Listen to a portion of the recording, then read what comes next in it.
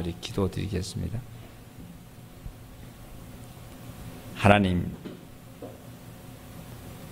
이 시간에도 저희들 불러 모으시고 하나님께서 또한 자녀들에게 또한 하시는 말씀을 저희들 듣고 하나님과의 관계를 더욱더 돈독히 할 수 있는 귀한 이 은혜의 시간을 저희들 하나님께 감사를 돌립니다. 하나님, 하나님의 말씀을 정말 들을 때나 우리의 삶 속에서도 성령님의 충만한 역사로 우리를 인도하시기에, 하나님께서 우리를 보호하시고 우리를 이끌어 주시기에 우리가 근심과 걱정을 그리스도 예수님의 십자가에서 묻고 오직 부활 그리스도 예수 안에서 영생의 생명으로 살 수 있도록 은혜에 은혜를 더하신 아버지 하나님, 감사와 영광을 드립니다. 이 시간 또한 우리들이 하나님의 귀한 사랑을 받을 때 우리 마음속에 간사가 없게 하시고 오직 그리스도로 주관하는 귀한 축복의 시간이 되게 인도해 주시옵소서. 주님께 모든 걸 의지합니다. 아직도 발걸음을 미처 하지 못하는 모든 지체들에게도 주님 발걸음을 할 수 있도록 주께서 재촉하여 주시고 길을 정말 교회를 향해서 하나님을 향해서 기울이는 시간 되게 인도해 주시옵소서. 예수님의 이름으로 기도하옵나이다. 아멘. 우리 하나님 말씀, 오늘 들을 말씀은 시편 4편 3절입니다. 여호와께서 자기를 위하여 경건한 자를 택하신 줄 너희로 알지어다. 내가 그를 부를 때에 여호와께서 들으시리로다. 아멘. 다시 한번 제가 좀 먼저 읽겠습니다. 여호와께서 자기를 위하여 경건한 자를 택하신 줄 너희로 알지어다. 너희가 알지어다. 내가 그를 부를 때에 여호와께서 들으시리로다. 하나님께서는 경건한 자를 하나님께서 부르시는데, 하나님께서 그 경건한 자를 불러서 택하신 것을 너희로 알게 한다, 이런 말씀하셨어요. 그래서 그 전에 시편 3편을 보면 그 다윗 왕이 그 다윗 왕의 아들 압살롬이 있어요. 압살롬에 의해서 이제 피해에 다닙니다. 이제 그때에 이제 시편 3편을 이렇게 기록을 했어요. 그런데 이제 시편 4편에 와서 다윗이 그 현악에 맞춰서 이렇게 시를 이렇게 읊어놓은 시 중에 보니까 그렇게 해놨죠. 하나님께서 그 전에 보면은 4장 1절을 좀 읽어볼까요? 내가 의의 하나님이여, 의의 하나님이여, 내가 부를 때에 응답하소서. 곤란 중에 나를 너그럽게 하셨사오니 내게 은혜를 베푸사 나의 기도를 들으소서. 그러니까 다윗은 아마 사울 왕에게도 피해 다녔죠. 그랬고 또 압살롬에게도 이렇게 이런 일들이 있었어요. 그러나 하나님께서 항상 다윗과 함께 했고, 다윗은 절대 그 사울에게도 마찬가지지만 그 자녀의 압살롬에게도 대적을 해서 뭐 그러지는 않았어요. 그리고 나서 2절에 보니까 인생들아 어느 때까지 나의 영광을 바꾸어 욕되게 하며 헛된 일을 좋아하고 거짓을 구하려 하는가. 그러니까 하나님께서는 자기를 위해서 경건한 자를 이제 불렀다 그랬어요. 그래서 그 이사야서 43장에 보시면은 이렇게 이런 말씀 하셨어요. 한번 이사야서 43장을 한번 우리 찾겠습니다. 제가 읽겠습니다. 25절입니다.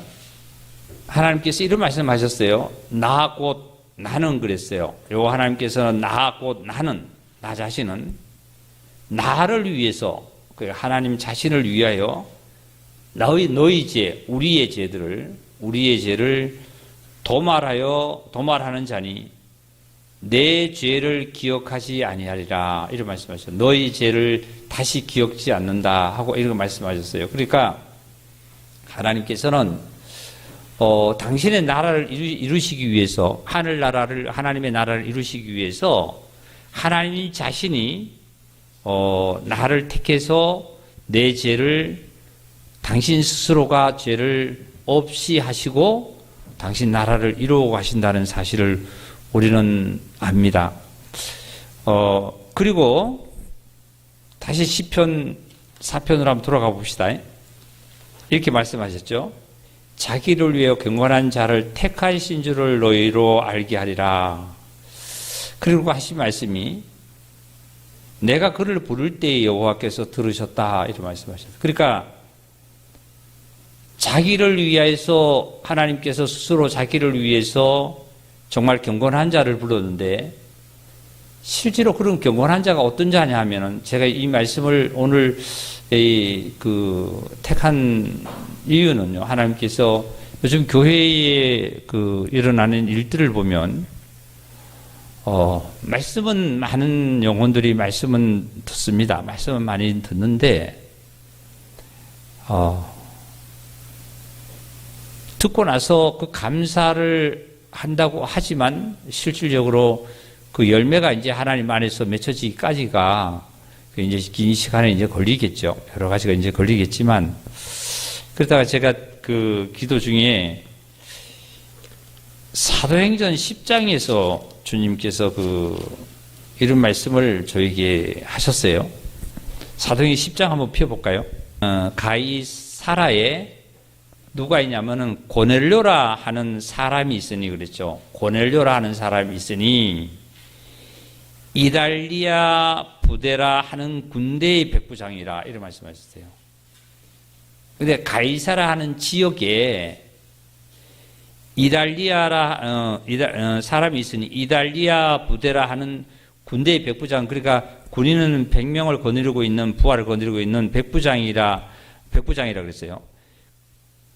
우리 2절 한번 같이 읽겠습니다. 그가 경건하여 온 지방과 더불어 하나님을 경외하여 백성을 많이 구제하고 하나님께 항상 기도하더니, 이 고넬료는 우리가 구원받은 사건을 우리가 말씀 많이 들어서 잘 압니다. 근데 이 고넬료는 이방인을 뜻합니다. 이방인이 구원을 받아서 이방인도 이렇게 성령을 정말 주시고 하나님의 그 구원 역사가 일어나는 사실을 이제 첫 번째 나타내기를 원하셔서 이렇게 나타내신 말씀인데요. 그런데 여기 보니까 2절을 보니까 그가 경건해서 온 지방과 더불어서 하나님을 경외하고 백성을 많이 구제하고 하나님께 항상 기도하는 자다. 이게 이방인이랬지만 실질적으로 사마리아 여인처럼 예루살렘에 가서 예배를 드리지는 못했지만 나름대로 하나님을 열심히 찾은 자예요. 그리고 나름대로 열심히 하나님을 경외하는 자랬고 많은 사람에게 구제하는 자였어요. 그리고 구원에 이른다든지 구원을 받는다든지 이런 것들은 그 다음에 하나님의 영역이에요. 고넬료 편에서, 우리 인간 편에서 해야 될 일은 열심히 어떻게 여기 고넬료처럼 온 집안이 다 하나님을 경외하고 많은 사람들에게 구제를 하고 말이죠. 삶을, 하나님께 기도하는 그 삶을, 경건한 삶을 살았어요. 그럴 때에 이 자에게 이렇게 찾고 구하고 경건하게 하는 자에게 하나님께서는 분명히 이것을 아시잖아요.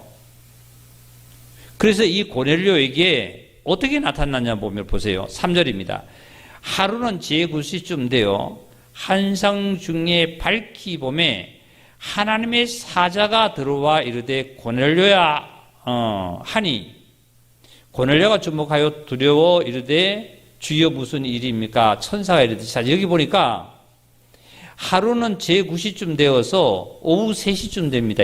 우리 지금 현재 시간으로 하면 오후 3시, 그러니까 당시에 유대인들이 기도 시간은 하루에 3번이 하는데 오전 9시와 12시와 정오와 그리고 오후 3시입니다. 그러니까 오후 3시에 기도를 드릴 때에 한상 중에 누가 나타나느냐면은 하나님의 사자가 나타난 거예요. 그러니까 하나님의 사자가 나타나서 고넬료에게 얘기를 하는 거예요, 지금. 하나님의 사자. 자, 이번에는 그랬는데 9절 좀 이렇게 읽을게요. 이튿날 그들이 길을 가다가 그 성에 가까울 때에 베드로가 기도하려고 지붕에 올라갔더니 그 시각 제6시더라. 제6시면 몇 시죠? 아까 9시가 3시니까 몇 시? 12시. 12시에 이제 어떻게 했느냐면 이 베드로가 이제 지붕에 올라가서 하나님께 기도를 드리는 거예요. 자, 10절입니다. 그가 시장하여 먹고자 하매 사람들이 준비할 때에 항올 중에 하늘이 열리고 한 그릇이 내려오는 것을 보니 큰 보자기가 같고 네기에 매어 땅에 들여오졌더라. 그 안에는 땅에 있는 각종 네 발 가진 짐승과 가는 것과 기른 것과 공중에 나는 새들이 있더라. 또 소리가 있으되 베드로야 일어나 잡아먹으라 하거늘. 여기서 보니까 베드로에게 나타난 이 환상 중에 나타나는 것은 하늘로부터 소리가 있어서 하늘 문이 열리고, 지금 누구에게는, 고넬료에게는 하늘 문이 지금 열리지 않았어요. 하나님의 사자가 와서 지금 이제 전해주는 거예요. 이 베드로에게는 그렇게 열려서 잡아먹어라. 근데 이 베드로는 원래 유대인이기 때문에 네 발 가진 짐승 중에 부정한 짐승은 먹지 않는 겁니다. 근데 이 네 발 가진 짐승이라는 것은 무엇을 뜻하느냐 하면은 바로 지금 이방인을 뜻하는 거예요. 쉽게 얘기하면은 이방인하고 상종을 안 하겠다는 거예요. 누구하고요? 고넬료하고 상종을 안 하겠다는 그 뜻이에요. 나중에 말씀을 이제 읽어보면요. 근데 하나님께서 뭐라 그러냐면 이것을 3번 있은 후에 하늘로 이제 그 보자기가 올라갔어요. 근데 17절입니다. 베드로가 본 바 환상이 무슨 뜻인지 속으로 의아하더니 마침 고넬료가 그 보낸 사람이 와서 베드로를 찾아요. 그랬더니 19절 보세요. 베드로가 그 환상에 대하여 생각할 때에 다 같이 한번 읽어봅시다. 뭐라고요? 성령께서 그에게 말씀하시되 두 사람이 너를 찾나니. 성령께서 친히 베드로를 주관한 거예요, 지금. 이거 우리가 구원을 받고 나면 성령님이 주관하는, 요즘 참 교회에서 일어나는 일들을 보면 낮에 그 복음의 역사가, 전에는 막 이렇게 집회를 한다든지 우리 교회를 통해서 뭐 이런 여러 이게 복음이 일어났다라면, 지금은 물밀듯이 한 명 이렇게 말씀을 듣고 이렇게 해요. 그런 걸 보면 그 말씀을 듣는 자들뿐만 아니라 기존에 구원을 받았던 자들도 보면, 영혼들도, 우리 형제자매들도 보면 실질적으로 제가 그런 말씀 많이 드렸어요. 내 죄 사함을 받았다 하는 거, 우리는 구원을 받았다. 구원에 대해서 내 죄 사함을 받았느니라 하는 말씀을 듣고, 우리 쉽게 얘기하면은 예수님께서 십자가를 지신 것을 흘리신 그 보혈의 증거로 우리는 내 죄가 용서됐다는 사실을 우리는 정말 믿음으로 말미암아 깨달아졌잖아요. 그런데 그리고 나서 생활을 하다 보면 내가 죄가 없다 그랬는데 죄가 지어진단 말이죠. 죄를 지어지면 그때 이 죄는 뭐냐 하고 의심이 오게 됩니다. 근데 죄 용서 받았는데 죄가 없다 그랬는데 또 죄가 지어져. 그리고 이론으로는 어떻게 해요? 나는 죄 없는 사람이야. 나는 구원 받아서 죄 없어. 근데 실질적으로 내 삶에서는 뭘 짓냐면 죄를 범한단 말이죠. 그게 이게 안 맞는 거예요. 뭐가 생활하고 자기의 어떤 믿음하고는 안 맞는 거예요. 그래서 교회에서 말씀을 우리가 듣기를 믿음으로 가야 된다고 말씀을 많이 전했어요. 믿음으로 가면은 죄가 없죠. 근데 현실로 가면은 또 죄가 있어요. 근데 그때는 그때대로 그게 맞았어요. 근데 요즘에 교회에서 역사하시는 주님을 보면 그때는 그때대로 맞았지만 지금은 실질적으로 현실의 삶 속에서도 죄 없는 삶이 나타나는 삶을 우리가 발견하게 되는 거예요. 그게 무슨 말씀이냐면 바로 성령님이 주관하는 삶이에요. 성령님이 주관하는 삶. 다시 말씀드리면 죄인이 죄 용서를 받으면 내가 빚이 있어서 빚을 갚고 나면 다 갚았습니다. 이제 내가 못 갚고 누군가가 갚아줘서 내가 빚이 없어요. 그럼 나는 이제 빚이 이 순간에 없어졌습니다. 그럼 영원히 빚이 없는 게 아니라 내가 또 삶을 살아야 되잖아요. 생활하다 보면 또 빚을 져요. 그럼 또 빚이 있는 거예요. 그래서 또 부자가 또 와서 또 빚을 또 갚아줬어요. 그러면 또 내가 또 살아야 되니까 또 빚을 또 집니다. 또 질 수밖에 없어. 나는. 그래서 이렇게 빚을 지고 갚아주고 빚을 주고 갚아주고 빚을 지고 갚아주고 이러다가 내가 만약 죽으면 만약에 다 못 갚아준 상태에서 내가 죽으면 빚을 안고 죽은 자가 됐죠. 그래 빚쟁이로 죽는 거예요. 빚쟁이로. 다시 말씀드리면 이 말씀은 예수님이 십자가에서 내 죄를 다 용서했다고 내가 그 말씀을 듣고 구원을 안 받은 차원이 아니라 받고 난 이유를 말씀하는 거예요. 현실과 믿음을 가지고 얘기하는 거. 분리해서. 그러면 지금 어떤 삶이냐면은 이제는 내가 빚을 갚을 수가 없었던 것을 누군가 와서 다 갚아줘서 내가 빚이 없습니다. 그럼 내가 또 살면 내가 나라는 살면 또 살다 보면 빚을 또 지죠. 그러니까 이 사는 사람 내가 빚을 지고 있는 이 사람이 우리가 말씀을 들을 때 뭐라고 그랬냐면 이 사람이 죽어야 된단 말이죠. 빚을 질 수 있는 사람이 죽어야 된단 말이에요. 근데 내가 죽어야 된다는 말이죠. 내가 죽으면 다시 나는 빚을 질 수가 없잖아요. 죽은 사람이 무슨 빚을 져요. 그리고 그러면 나는 죽고 빚을 질 수 있는 나는 죽고 그리고 빚을 지지 않는 사람이 내 안에서 어떻게 해요? 장성을 해서 이제 살아가는 거예요. 이게 무슨 말씀이냐면은 갈라디아서 2장 20절에 있는 말씀대로 이제는 내가 산 것이 아니요 내 안에서 그리스도가 살았다는 바울의 고백처럼 이 말씀이 뭐냐면 바울이 이제는 내가 산 것이 아니라는 것은 나는 이제 죽었다는 거예요. 죽고 어떻게 해요? 누구가 살았다고요? 바울 안에서 이제 그리스도가 살아서 그리스도가 바울의 이 육체라는 입과 손과 발과 모든 것을 바울이 정말 바울을 그리스도가 쓰고 역사하는 거예요. 즉 이것이 어떤 삶이 되냐면 바로 예수님이 말씀이 육신이 되어 이 땅에 오셔서 육신을 쓰고 계셨지만은 실제로 그 신성으로 오신 성령으로 잉태하신 하나님께서 육체를 사용하고 쓰셨고 사셨잖아요. 똑같은 삶이에요. 그래서 로마서 6장을 여기서를 놓고 한번 좀 넘어가 봅시다. 로마서 6장입니다. 로마서 6장 1절입니다. 그런즉 우리가 무슨 말을 하리요? 은혜를 더하게 하려고 지혜 거하겠느냐?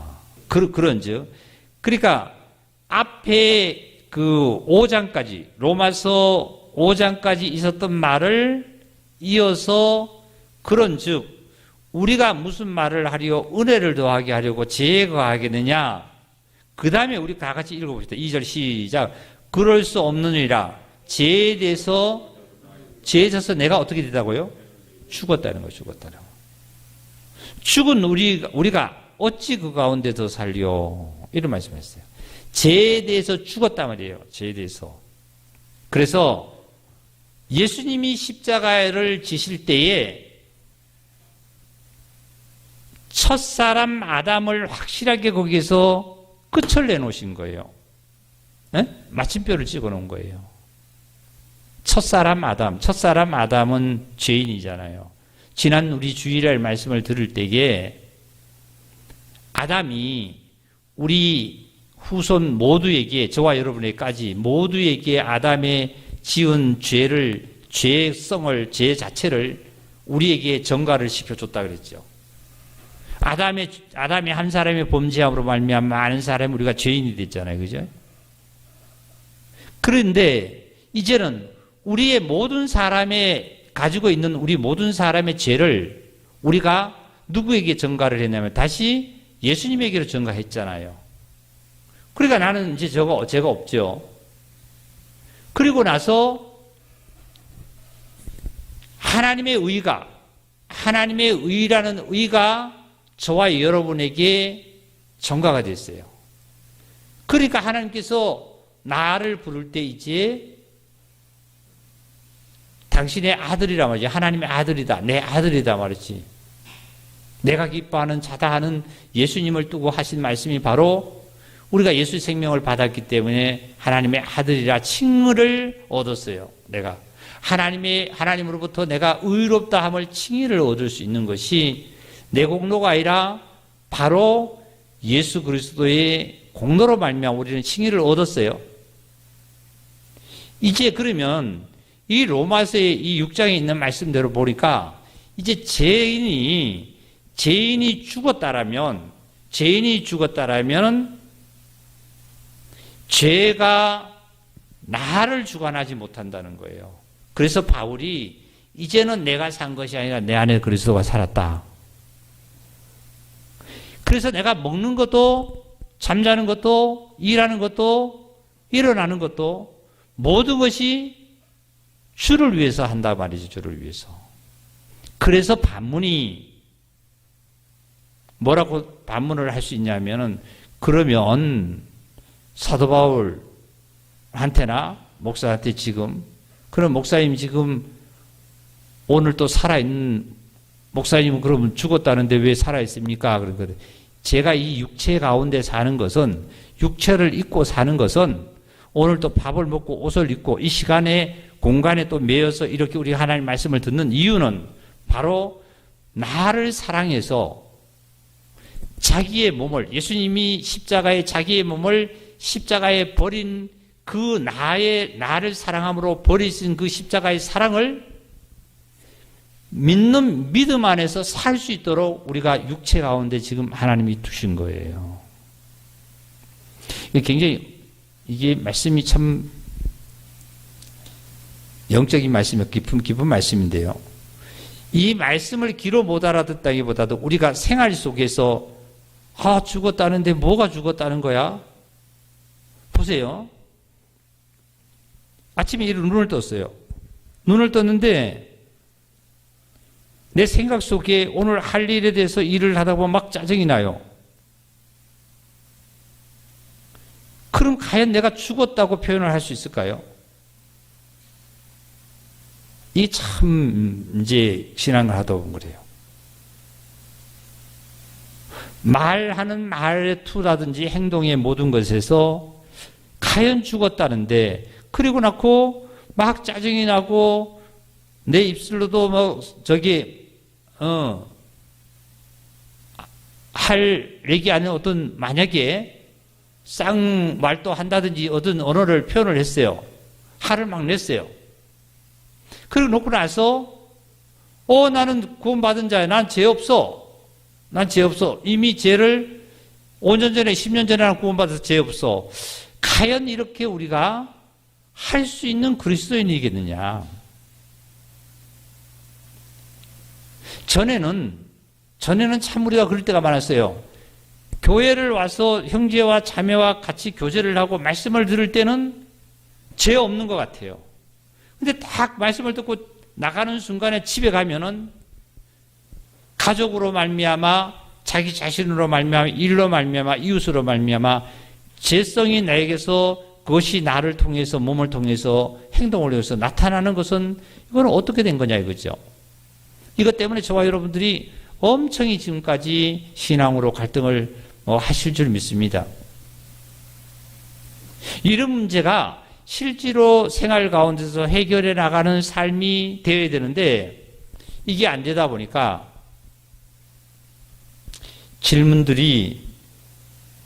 질문을 참으로 한다라면 해답을 얻을 수가 있는데 제가 반문을 하는 겁니다. 그러면 자매님 어떻게 그 문제가 해결되고 어떻게 그렇게 죄 없다고 그럴 수 있어요? 그러면 유구무원이에요. 유구무원.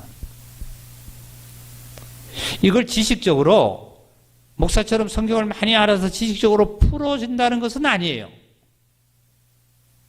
그러나 풀지 못한다, 지식적으로 못 푼다 할지라도 말씀을 들으면 그 말씀이 내게 와서 유익해야 되고, 말씀이 내게 들어와서 역사를 해서 내가 그 말씀을 1 더하기 1은 2라는 것을 풀지는 내가 정확하게 성경을 못 푼다 할지라도 들으면 그 말씀이 내 안에서 역사가 이루어지는 사실이 바로 우리 형제자매들에게 있다는 사실도 발견한 거예요. 그러다 보니까 어떤 현상이 일어나냐면은 물 주는 이는 아무것도 아니라는 것을 발견하는 것 되는 거예요. 그러면 누구가 중요한 거냐면 자라게 하시는 이는 바로 하나님이라는 거예요. 심는 이와 물 주는 이가 바울과 게바와 아볼로가 서로가 다퉜잖아요. 막 너 잘났다 내 잘났다 그럴 수도 있었잖아요. 그런데 결국은 보면 자라게 하시는 이는 하나님이라는 거예요. 하나님. 그러니까 어떤 성도는 자매는 그런 얘기를 해요. 붙어만 있어라 말이지. 붙어만 있으면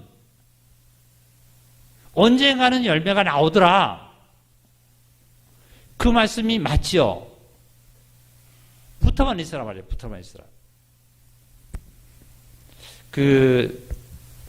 지금 이 가을에 보니까 열매들을 이제 다 따잖아요. 저 앞 산에도 보면요. 그 똑토리 열매라도 이렇게 떨어지는 걸 보면 일찍 떨어지는 게 있고 늦게 떨어지는 거 있고 바람에 다 그 태풍이 와서 불어도 안 떨어지는 그 또 유실수가 있어요. 그까지 붙어가지고 그거는 안 떨어져요. 그까지 붙어서 안 떨어지면서 결국은 그것이 익어가지고 까치가 와서 먹든지 사람이 그것을 따먹든지 하든지 끝까지 나무에 붙어서 익은 것이 있어요. 어쨌든 간에 끝까지만 붙어 있으면 끝까지 견디는 자가 구원에 이른다. 끝까지만 붙어 있으면 그리스도에게만 붙어 있으면 말이죠.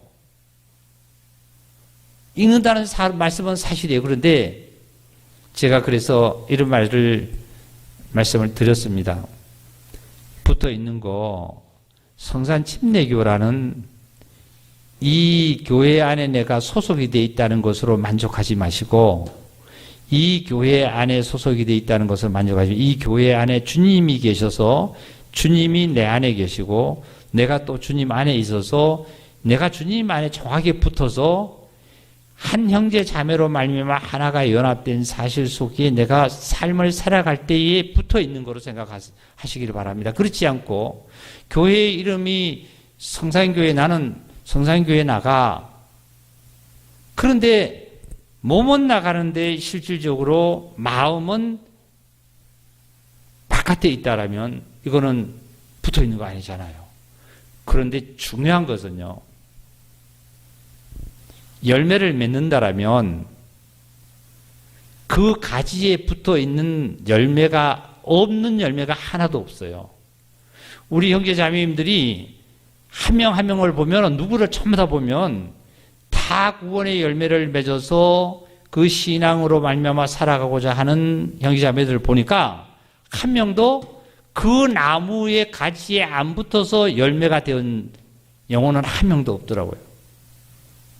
그게 무슨 말이냐면은 결국은 다 저와 여러분은 어디 붙어 있다는 거예요? 하나님께 지금 그리스도에 붙어 있는 거예요. 붙어 있는 한 명도. 예루살렘을 향해서 기도하고 있는 그 지체에게 복을 주라고 솔로몬이 기도를 했듯이 실질적으로 교회를 향해서 기도하고 교회를 향해서 항상 생각을 하고 염려를 하고 하나님을 향해 있는 자는 다 그 열매가 때가 되면 하나님께서 이루고 익히시고 자기 하나님의 창고에 들으실 줄 믿습니다. 참 이 하루하루 생활하면서 너무나 그 깊은 그 교제와 말씀을 전에는 우리가 이 코로나가 있기 전에는 실질적으로 어떤 일들이 있었냐면 우리가 자매들끼리 성경 공부도 하고 모이고 할 때는 우리 형제 자매들끼리 교육을 받는 데 굉장히 치중을 많이 했어요. 근데 요즘은 최근에는 가난한 자들이 또한 없는 자들이 말이죠. 말씀을 듣기를 원하고 말씀을 찾고 이렇게 하는 자들이 있다는 사실을 또 보면 또 감사를 또 드린 거예요. 그래서 저와 여러분이 자라야 된다는 이유가 뭐냐면 이제 예수님이 내 죄를 용서했다, 내 빚을 다 갚아줬다 차원을 넘어서 믿음에 이르는 삶이 어디로 가야 되냐면은 죄인이 죽었구나. 맞아. 내가 전에 같으면은 내가 참 이런 것도 이런 생활을 했는데 가만히 있지 못하고 이런 생활을 했었는데 내 안에서 그리스도가 살아서 이것을 절제하는 게 아니라 할 수 없는 내 삶을 살아가는 이 삶이 우리 안에도 된다는 사실을 발견하는 거예요. 그래서 하나님께서 하신 말씀이 아까 말씀하신 나하고 나는 나를 위해서 너의 죄를 도말해서 너의 죄를 기억하지 않는다는 사실은 나를 위해서가 아니라 하나님의 자신이 하나님의 나라를 세우기 위해서 그렇게 하시고 계신다는 것을 우리는 깨닫는 거예요. 그러면 하나님께서 어떻게 하셨냐면 자 봅시다. 출애굽기 어디를 좀 보시면 24장을 좀 볼까요? 모세가 하나님의 시내산에서 하나님의 말씀을 듣고 이제 기록을 한 다음에 4절입니다. 모세가 여호와의 모든 말씀을 기록하고 이른 아침에 일어나 산 아래에 제단을 쌓고 이스라엘 12지파대로 12기둥을 세우고 이스라엘 자손의 청년들을 보내어 여호와께 서로 번제와 화목 제사를 드리게 하고 모세가 피를 가지고 반은 여러 장fun에 담고 반은 제단에 뿌리고 언약서를 가져다가 백성에게 낭독하여 듣게 하니 그들이 이르되 여호와의 모든 말씀을 우리가 준행하리라. 이렇게 언약서를 읽으니까 그 말씀을 듣고 이제 준행하리라 했어요. 그랬더니 모세가 그 피를 가지고 백성에게 뿌려서 이르되 이런 여호와께서 이 모든 말씀에 대하여 너희와 세운 언약의 피라 하고 백성에게 피를 뿌렸어요. 그러니까 누구에게 뿌렸냐면은 이스라엘 백성이라 한다 할지라도 물론 말씀을 다 들었겠지만 이스라엘 백성이라 한다 할지라도 모세가 하나님의 말씀을 듣고 기록한 말씀을 들은 자에게 듣고 또한 준행하겠다고 약속한 자에게 그것을 다시 인을 꼭 친 거는 어떻게 썼냐면 피를 백성에게 뿌린 것으로 인을 쳤어요. 인을 친다는 것은 우리가 통조림 있잖아요. 통조림. 이런 뜻을 갖고 있어요. 통조림에 불순물을 넣잖아요. 생선이면 생선을 넣지 않습니까? 넣고 그 다음에 거기에 뭐 공기도 빼고 썩지 아니할 수도 얼마나 썩지 않을 수도 그걸 다 빼고 나서 마지막에 그 완전히 그 싹 빼서 완전히 그 봉환을 그것을 인친다는 뜻을 그런 뜻을 갖고 있어요. 그러니까 저와 여러분이 하나님께서 하나님 스스로가 저와 여러분들을 구원해서 당신의 나라를 세우기를 원하십니다. 그런데 내 편에서 보면은 너무나 고마운 거예요. 나의 노력도 없고 나의 어떤 대가도 없지만 내가 하나님 나라의 영생을 얻고 천국할 수 있고 하나님의 도움을 얻을 수 있다는 자체가 얼마나 감사한지 몰라요. 그래서 그 인을 쳤다는 것은 모든 것을 다 해결하고 마지막에 너는 내 것이다 하고 탁 친 것이 바로 언약서로 읽고 나서 응답하니까 여기서 언약의 피를 뿌렸다는 것은 인을 친 거예요. 인을 친 거. 그러면 이스라엘 백성들하고 그리고 애굽 사람들하고 당시에 무엇으로 구별하는가 하면은 우리 한번 봅시다. 출애굽기 11장을 좀 볼까요? 11장. 그러면 저와 여러분이 예수의 보혈로 인을 침을 받았고 언약을 하나님과의 관계가 언약이 됐다라면 그럼 믿지 않는 사람, 내 이웃과 내 모든 이들과 믿지 않는 사람과 뭐가 다른 거냐? 자 봅시다. 11장입니다. 출애굽기 11장 4절부터 읽겠습니다. 모세가 바로에게 이르되 여호와께서 이와 같이 말씀하시기를 밤중에 내가 애굽 가운데로 들어가리니, 애굽은 세상을 뜻한다면 세상으로 들어가리니 애굽 땅에 있는 모든 처음 난 것은 왕위에 앉아있는 바로의 장자로부터 맷돌 뒤에 있는 몸종의 장자와 모든 가축에 처음 난 것까지 죽는다는 거죠. 그러니까 애굽에 믿지 않는 세상 사람들은 처음 난 장자를 하나님께서 쉽게 얘기하면 다 심판하겠다는 거예요. 죽이겠다는. 그런데 6절입니다. 애굽 온 땅에 전무후무한 큰 부르짖음이 있으리라. 그러나 이스라엘 자손에게는, 다 같이 읽읍시다. 사람에게나 짐승에게나 개 한 마리도 그 혀를 움직이지 아니하리니 여호와께서 애굽 사람과 이스라엘 사이를 뭐 하는 줄을 너희로 알게 한다고요? 구별하는 줄. 이게 다른 거예요. 저와 여러분이 하나님으로부터 언약을 듣고 저와 여러분이 준행하리라고 하신 그것으로 말미암아 하나님께서는 우리에게 인쳐 주신 것은 예수의 보혈로 확실히 인을 쳤고, 그리고 이제 의롭다 하고 나서 우리를 영생의 길로 인도하시는 이 진리의 성령님이 오셔서 나를 주관하시고 증언하시고 계시는 성령의 주님께서 인을 치셨습니다. 그래서 이제는 직장에 나가도 직장의 동료들하고 내가 밥도 점심도 같이 먹고 차도 같이 마시고 일도 같이 하지만 그이들과 나와의 다른 점은 바로 하나님께서 약속하신 그 약속대로의 심판이 있을 때는 나는 어떻게 해요? 뭐까지? 여기 보세요. 그러나 이스라엘 자손에게는 사람에게나 짐승에게나 개 한 마리 더, 그래서 여기 개를 등장시켰죠. 개는 부정한 짐승이에요, 정한 짐승이에요? 하나님 표현해 보실 때에 부정한 짐승이죠. 그죠? 나에게 속해 있는 모든 것, 나에게 속해 있는 모든 것, 사람이 아니라 나에게 속해 있는 것, 모든 것, 나뿐만 아니라 말이에요. 나에게 속해 있는 모든 짐승이라 개 한 마리도 혀를 움직이지 아니하리니 여호와께서 애굽 사람과 이스라엘 사이에 구별할 줄을 너희로 분명히 알 수 있도록 하셨다는 거예요. 실제로 그러면 이 말씀이 하나님께서 실질적으로 이루셨어요? 아니요? 이루셨잖아요. 그죠? 애굽에 뭐 하셨죠? 모세가 가서 이스라엘 백성들을 바로에게 놔달라고 했더니 안 놔주니까 여러 가지 열 재앙을 내려도 안 됐죠. 마지막에 장자를 하나님께서 죽이는 재앙을 실제로 내렸잖아요. 이루셨어요.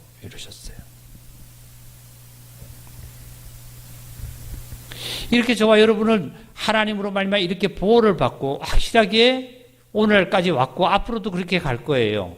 그러면 저와 여러분이 정말 느끼는 삶 속에서 뭐냐면, 야, 내게 속해 있는 머리카락 하나조차도 말이죠, 내게 속해 있는 모든 옷 한 오락이라조차도 사단이 나에게 손을 댈 수 없겠구나. 악한 자가 만질 수 없도록 나를 보호하고 있구나 하는 것을 우리는 믿음 속으로 실질적으로 삶 속에서 느끼며 살아갈 줄 믿습니다. 그러니까 염려가 없는 거예요. 세상이 온통 난리를 당하고 세상이 어떤 애굽이라는 나라가 막 전무후무하면서 막 부르짖는 것은 뭐예요? 이 장자를 죽이니까 소리 지르고 울고 막 고통치고 막 이렇게 하는 거예요.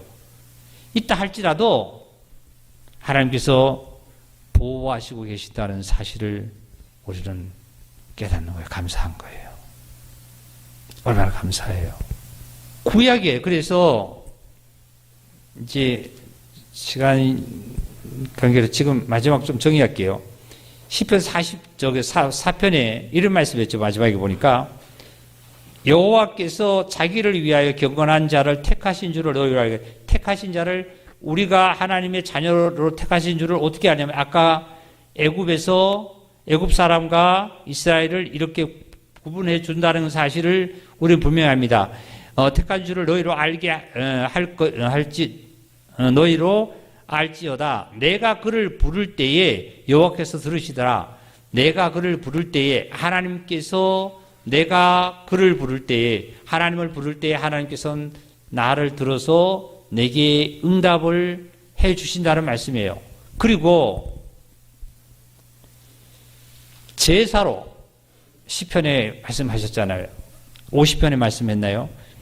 제사로 하나님께서는 이스라엘 백성을 제사로 나와 너희와의 이스라엘과의 언약을 했다는 말씀했어요. 제사로 언약했다 그랬거든요. 이사야 50장에 있는 말씀 같아요. 50장에 있는 말씀에 하나님께서 이스라엘에게 너와 내 사이에 제사로 언약을 했기 때문에 언약을 했다는 거예요. 제사로. 자, 보세요. 구약의 제물로 양을 잡아서 제물을 드리잖아요. 양을 잡아서 제물을 드려도 하나님께서 언약을 했다는 그 말씀인데 실질적으로 저와 여러분이 하나님이 저를 지켜주고 내가 하나님 안에 속해 있고 내가 하나님을 부르실 때 하나님이 나에게 응답하신다는 이 언약이 제사로서 언약했다 그러는데 보세요. 어떻게 제사로요? 완전한 제물. 예? 완전한 제물. 불완전한 양도 아니고 소도 아니라 완전한 제물이신 예수 그리스도로 말미암아 저와 여러분은 확실한 언약을 받았고 영원한 언약을 받은 거예요. 영원한 언약을. 이스라엘 백성들에게는 양을 잡아 드리면은 또 양을 잡아서 또 드리는 또 그것을 제사를 드려야만 합니다. 그런데 저와 여러분은 또 양을 잡아 드릴 필요도 없고 한 번 언약의 제사로 말미암아 영원한 언약을 했는 그 언약의 제사의 제물이 누구냐면은 바로 예수님이잖아요. 예수님의 십자가 부활로 말미암아 저와 여러분은 영원한 언약을 했어요. 어떻게 하겠다고 나를 보호하시고 지키시고 주관하시고 내가 하나님 안에서 하나님의 뜻 안에서 내가 못 살아서 내가 하나님이 나를 보호하는 걸 내가 못 느끼고 그리고 내 안에서 내 삶을 통해서 정말 이게 못 느끼고 못하는 거지요. 내가 하나님의 은혜 속에 하나님으로 말미암아 뜻 안에서 내가 계명을 지켜간다라면 하나님께서 이루지 아니하실 것이 뭐가 있겠어요? 우리 형제자매님들 오늘 저녁에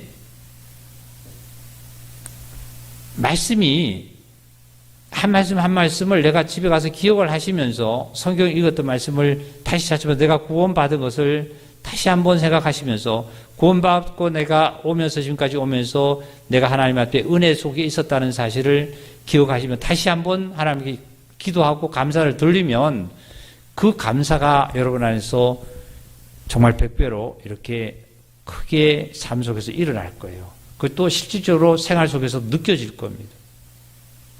그런 생활이 되시기를 정말 기도드립니다. 이런 질문을 했어요. 말을 했어요.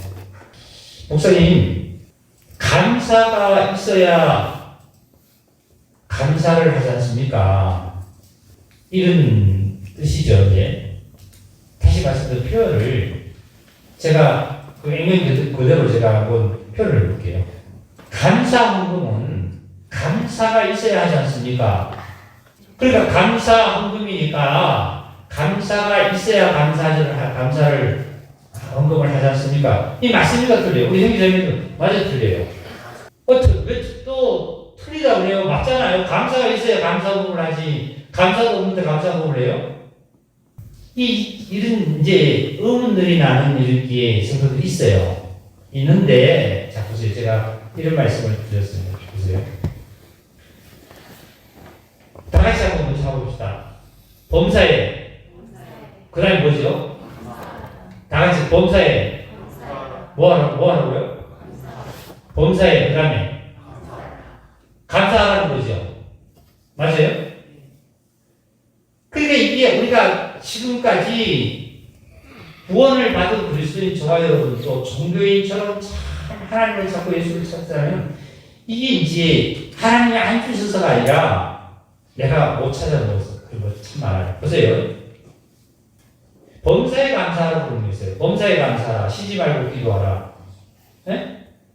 그러면 지금 이 시간 하나님의 말씀을 우리가 듣는 이 순간에 하나님께 감사해요? 안 감사해요? 안 감사해요? 감사하죠? 아니 내가 하루에 눈을 뜨는 그것도 내가 아이고 아프지 않고 눈을 뜨는 그 자체도 감사하죠? 내가 일어나가는 것도 감사하지 않아요? 내가 지금 이 시간 건강하게 있는 자체도 감사하지 않아요? 그러니까 범사에 감사해요, 감사. 범사에 감사가 있는데 특별히 우리는 어떻게 우리 인간은 하나님을 찾는 감사를 돌리냐면 내가 직장에서 승진을 하고 내가 무슨 시험을 봐서 합격을 하고 아니면 내 자식이 잘 되고 말이죠. 내가 뭘 해서 돈을 많이 벌고 그럼 내가 감사하죠. 그래서 내가 감사한 걸 조금 해야 되죠. 제가 어제 정확하게 말씀드려요. 범사에 감사는 그리스도인이 감사가 없다면 참 슬픈 거예요. 나 자체가 숨을 쉬고 있는 이 자체가 앉아있는 자체도 감사한 거예요. 그래서 우리가 식기도를 할 때도 여기서 식기도 할 때 그러고요. 하나님 주셔서 감사합니다. 감사해 먹겠습니다. 그러잖아요. 감사한 거 아니에요? 그리고 또한 예수님 하나님께서는 모든 인류에게 하나님의 사랑은 똑같이 사랑하는 겁니다. 똑같이. 이 똑같이 사랑하는 것을 누구는 더 많이 차지하고 누구는 적게 차지하는 이유는 나의 딸인 거예요. 자 보세요. 예수님이 십자가가 지구 위에 섰습니다. 십자가에서 흘리신 보혈은 지구를 똑같이 덮었어요. 구원받을 때 제사 받을 때 예수님 보혈을 받았죠. 나도 예수님 보혈을 받았거든요. 나는 다른 것으로 받고 예수님은 보혈을 받고 이러지 않잖아요. 똑같이 예수님의 보혈로 우리는 제사 받는 거예요. 그리고 똑같이 저와 여러분이 성령을 거듭났지 않습니까? 그러니까 하나님께서는 동일하게 사랑하는 거예요. 동일하게. 하나님의 사랑은 동일하게 똑같은 거예요. 누구에게나. 그래서 차별을 두지 않아요. 그런데 내가 차별을 느끼는 것은 나 스스로 믿음의 상태에 내가 어디 서 있느냐에 따라서 내가 느끼는 것밖에 없지 하나님은 똑같이 사랑하는 거예요. 나를. 우리 형제자매를 똑같이 사랑하는 거예요. 그래서 감사도 범사에 그렇게 해서 범사에 내가 감사하는 거예요. 어떤 이는 똑같은 시간에 어떤 이는 감사를 하는데 똑같은 시간에 어떤 이는 감사를 못하고 불평불만을 해요. 그 불평불만하는 자와 감사하는 자의 차이지 하나님의 차이가 아니라는 거예요. 하나님의 차이는. 하나님의 십자가는 예수님의 십자가는 저 원수에게도 북한에게도 어디든지 똑같이 하나님의 사랑은 덮여져 있습니다. 이걸 느끼면서 내가 찾아가야 되고 달려갈 길을 달려간다는 거. 그래서 말을 경주시킬 때 눈을 가린대잖아요. 처음에 연습시킬 때. 앞에 눈을, 옆에 눈을 가리고 이렇게. 그거 쉬워요. 그럼 앞만 볼 수 있죠. 연습을 그렇게 시킨대잖아요. 우리는 그래서 그리스도를 향해서 앞만 보고 가면 더욱더 내가 하나님 주신 사랑을 느끼면서 차지하면서 여러분의 영혼과 몸이 강건해지고 삶에서 구한 삶이 되실 줄 믿습니다. 모든 말씀을 주의 은혜 가운데서 이루어지기를 원하고 말씀 마치겠습니다. 감사합니다. 각자들 좀 조용히 기도하시고 주님 앞에 기도하시고 하나님 앞에 기도하시고 마치겠습니다.